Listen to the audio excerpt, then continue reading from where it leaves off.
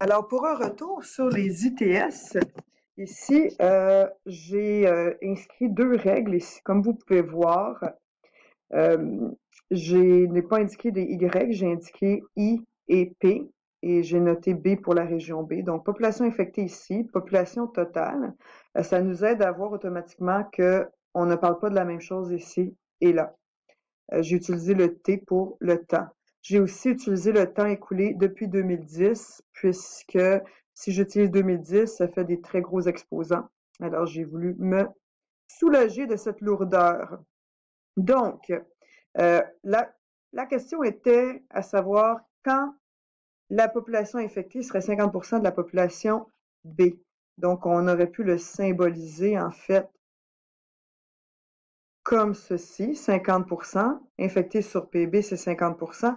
Pourquoi j'ai mis un 2 ici? On peut aussi voir facilement que 50 sur 100, c'est la même chose qu'une demi. Donc, on voit que PB, c'est le double de IB. Évidemment, nous pouvons remplacer ces données, ces variables-là, par ce qu'elles représentent en fonction de T, ce qui nous donne une équation comme ça qu'on peut résoudre.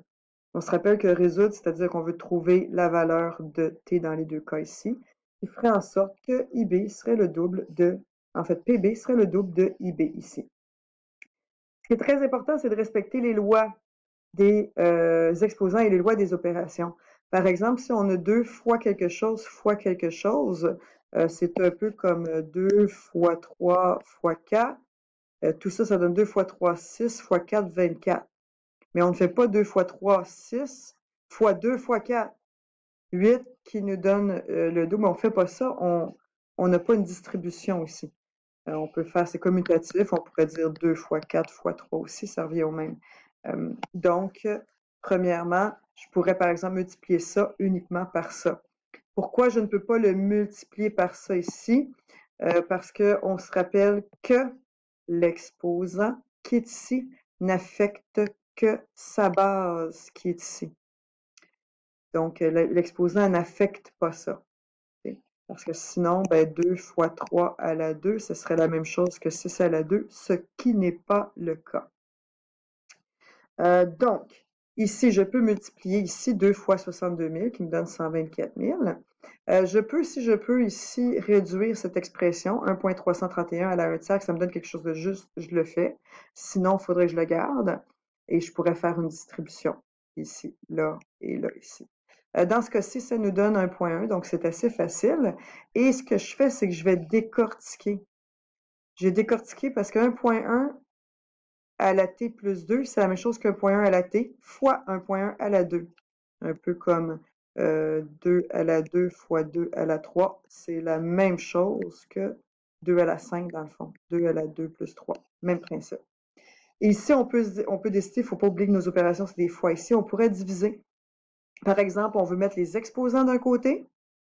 En fait, on veut mettre nos inconnus du même côté. Comme c'est des fois, ben, on pourrait diviser toute cette expression-là par 1.04 à la t, par exemple. Et cette expression-là, on pourrait la diviser par ça et ça. Et on se rappelle, comme pour la multiplication, ce n'est pas une distribution. Donc, si je multiplie ça par ça, ça me donne 150 000 quelque chose. Et donc, je peux me dire que je divise par 124 000. Oups. Oups, c'est pas ça que je voulais faire. Bon, 124 000 et 1.1 à la 2. Puis si je le divise de côté, je le divise aussi de l'autre côté. Ce qui me donne ici le résultat qui est là ici. Et ici, je le mets de chaque côté comme ça, 1.1 à la t sur 1.04 à la t. Et ce qui est intéressant, un peu comme 2 à la 3 sur 4 sur 5 à la 3, les deux sont à la 3, donc je peux aussi écrire ce que 2 cinquièmes à la 3. Donc, même principe ici. Je pourrais donc décider de mettre en évidence mon exposant et je n'ai maintenant qu'un seul exposant qu'on va pouvoir résoudre, qu'on va voir après comment on va pouvoir faire ça. Et voilà, c'est tout.